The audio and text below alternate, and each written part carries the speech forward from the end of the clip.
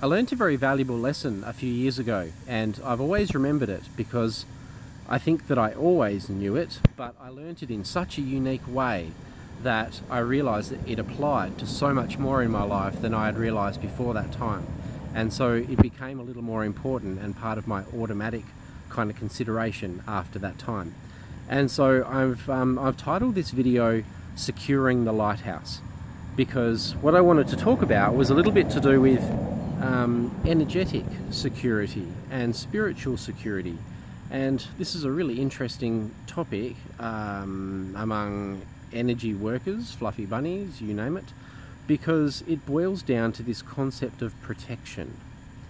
And people are in two minds about this idea of protection. Some people will say that all fear projections are merely that, just projections, that they are essentially illusions and that they are only ever yourself. You are only ever being scared of yourself and that there is nothing else to fear.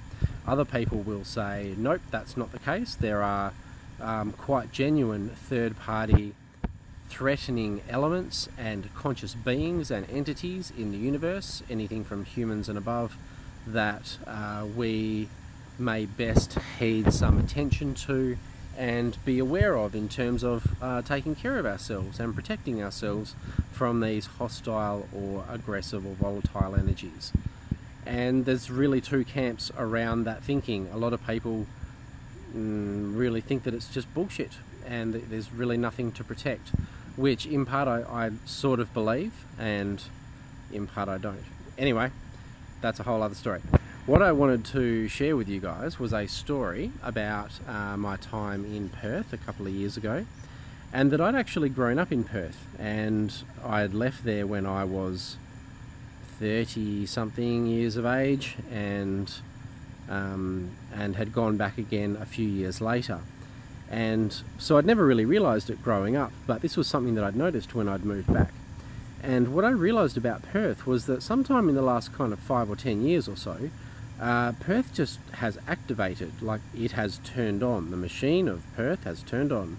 And not many people know that Perth area and the region in general is built on a tremendous crystal bed of natural quartz and a whole range of other crystals. And there is a strong history of Pleiadian activity in the Perth region, and particularly heading out to Northam and Kalgoorlie. So it's a very active area, and in particular in the last few years, Perth has just turned on in terms of itself being a beacon and a spiritual beacon of sorts. And so I was in Perth around 2014, 13, 14, a little bit of 15. And one of the things that I noticed when I first got back to Perth after being away for 10 years or so was that energetically, spiritually, it had very much leapt forward, and that was all very interesting. And I noticed two things about the leaping forward and the sudden awakening kind of around a city, around its own spirituality and so forth. One was, just like anything when we first start doing something, we generally do it quite badly and we act like children, if at our best kind of act like adolescents, and we don't really share very well. We don't really know how to do stuff overly maturely. We certainly don't collaborate very well. And so I guess in the Perth spiritual scene, within the last 5 to 10 years, there's been a few kind of show ponies, a few of the ego leaders, just a bit of the manipulative bullshit, you know, just the stuff, the growing pains that happen when an area of growth really takes off in a particular community. There's always a bit of jostling going on and a bit of that kind of stuff happening until it smooths itself out and it works itself out.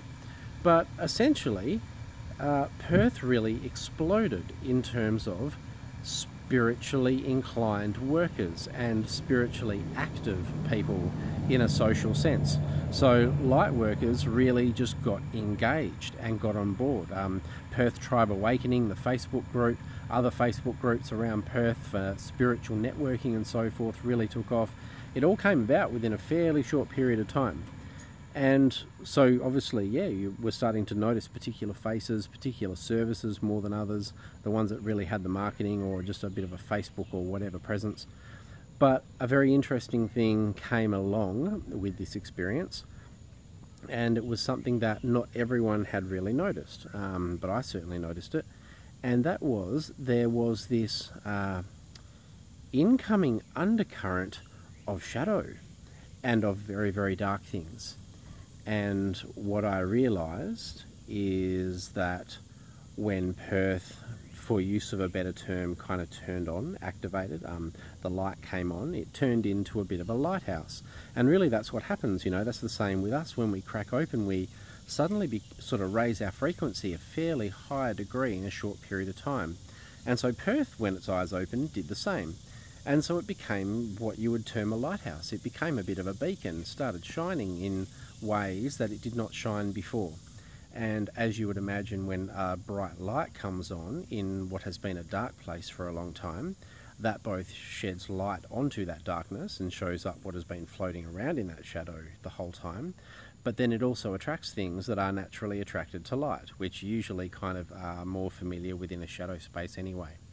And this is a little bit of what was happening in Perth at the time, that because Perth had kind of started to wake up, so to speak, and was going gung-ho in a spiritual sense, and individuals working in silo fashion, not working well together, not working at all sometimes, and working in a bit of a shadowy, ego-y kind of driven way, were starting to manifest a very tangible and sometimes opposing beacon-like undercurrent of black shit.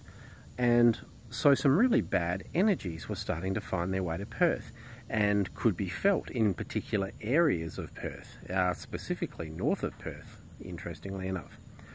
And so around the idea of securing the lighthouse, what this experience taught me was that just like people, as we start to come online, we attract attention. And that is really it in a nutshell.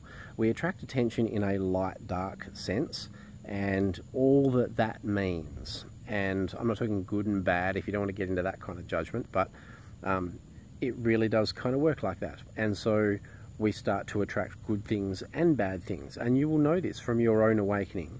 And I realized that that also translates to environments. When environments start coming online, so to speak, that it will attract good things, but it will also attract bad things, just by virtue of it being a lighthouse now. And that performs many functions. So one of the things to consider in an environment, not just with ourselves, is around this idea of protection. And it's an interesting kind of idea at this stage of the game.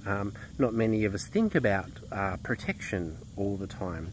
And as I said right at the start, I had my own kind of feelings around this idea of protection, but the need for it, and I guess it being identified as a thing, came to me quite independently and outside of my own logic and beliefs around protection. So it's reasonable to notice if you are in a community, city, space that you feel is really starting to come of age spiritually, come online, so to speak. You know, people are really starting to open their eyes and do stuff. Even if it's been going on a little while, but you can tell that it hasn't really hit its stride yet, but it's going to, it's on its way. And that people are starting to do stuff, there's a few real public faces around. Just be alert to that environment and the sort of networks that are being developed out of that area, that there is sufficient, what you might say, light or energetic security around yourself and around the work that you do. Because it is a very known phenomenon and understandable that not only light things are attracted to a light beacon. So just be conscious of that in certain environments, because I learnt that sort of the hard way, I guess, and it was a very valuable lesson that I've always termed in my mind, secure the lighthouse. So I hope that makes a bit of sense, and I'm hoping you can sort of translate that to something that you're aware of for yourself. But more a bit on protection and those sorts of concepts later, because that is a really big Pandora's box in terms of the topic. But just wanted to share a story with you, so there you go.